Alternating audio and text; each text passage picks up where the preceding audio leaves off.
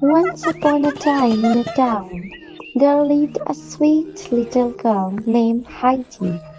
Heidi had lost her parents when she was a baby, so her aunt took care of her.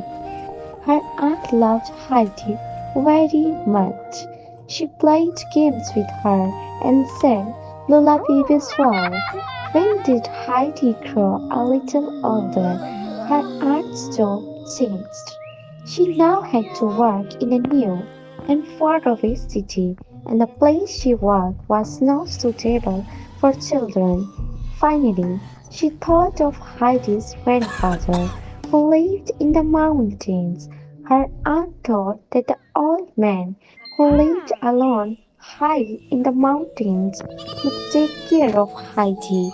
Grandfather Alip was a grumpy man who lived alone in a small hut in the Alps.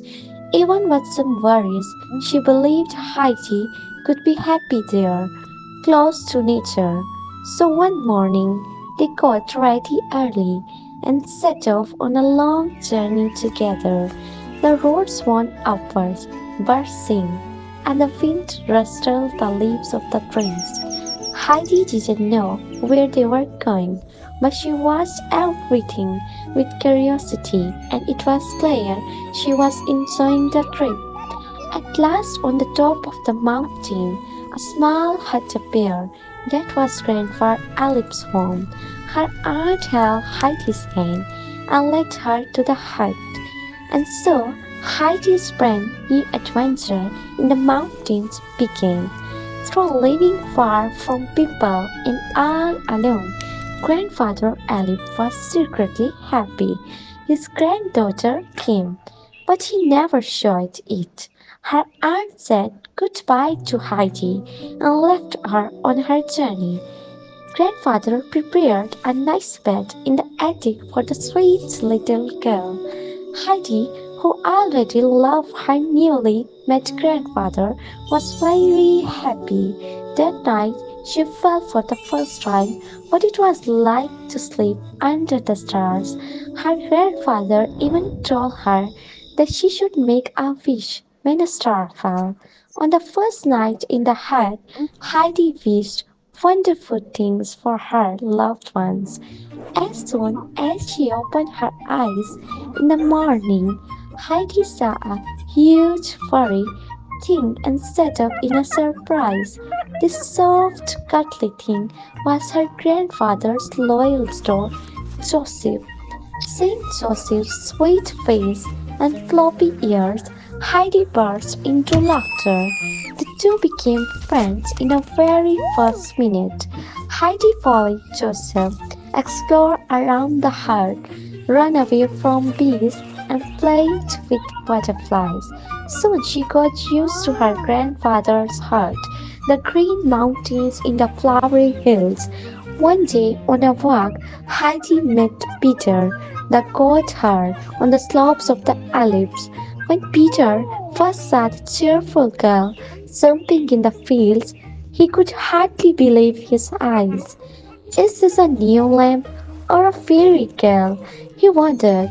Heidi smiled so sweetly that Peter went to meet her right away. Since they both were children, they quickly became close friends. The next morning, as Peter went to graze his goats, Heidi happily followed him, saying, I am coming with you. On the mountain paths, the goat hopped around while Heidi kept running after Peter. Sometimes she tripped on the stones and fell. Sometimes she shouted excitedly when she saw a squirrel. But most of all, she was amazed at how Peter talked to the goats. Peter explained to her how to walk in the mountains, when goats graze and when they rest. Heidi learned so much about caring that she could almost manage her own flock. As they laughed and played in the mountains, time passed like water. All summer, Heidi ran and played in the meadows, but also helped her grandfather with housework. One of her favorite things was baking small breads in her grandfather's stone oven. She would take the bread she baked to Peter's old grandmother, and the grandmother would offer Heidi God's milk. When summer ended and winter came, the mountains turned all white. When Peter started school, Heidi began to feel lonely. She was very sad because she couldn't go to school like Peter. Just then, her aunt returned to take Heidi to the city. She wanted Heidi to both work and go to school. At first, grandfather Alif was very angry at this idea and didn't want to let her go. But after thinking, he agreed it would be a better idea for Heidi to go to the city. Although Heidi didn't want to leave her grandfather, she agreed to go with her aunt, who promised she would return soon. After a long train journey, her aunt and Heidi arrived at a big house in the city. Heidi met Clara, the little girl of the house. Clara had an accident when she was little. She couldn't walk.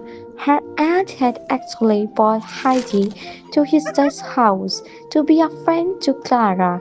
Clara and Heidi liked each other very much and became very good friends. Heidi, not knowing much about city life, often made funny mistakes that made Clara laugh.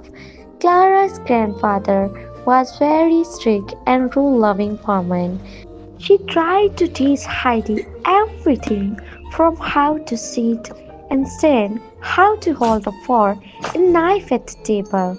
Clara also helped Heidi learn to read and write. Although Heidi didn't feel very comfortable, she started dressing like the people in the city. Even though she had lovely days here, she missed her grandfather Joseph and the Green Mountains very much. In fact, this longing began to become very sad. She became so sad that she couldn't even eat anymore. Clara's father and grandmother noticed Heidi's condition. So after some time, they decided to send her to the grandfather. This time, Clara was very sad because Heidi was leaving, but her grandfather comforted her, saying that loving someone meant wanted them to be happy. At last, at the day of farewell came, while saying goodbye, her aunt said that Clara would visit Heidi the following year. When she returned to her mountains, Heidi was overjoyed. First, she wanted to stop by Peter's house on the way. She gave the bread Clara had sent to the grandmother. She also took off her fancy clothes and left them there.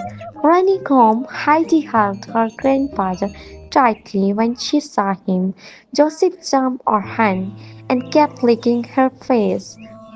After some time, Heidi received a letter saying that Clara would visit, and she was overjoyed.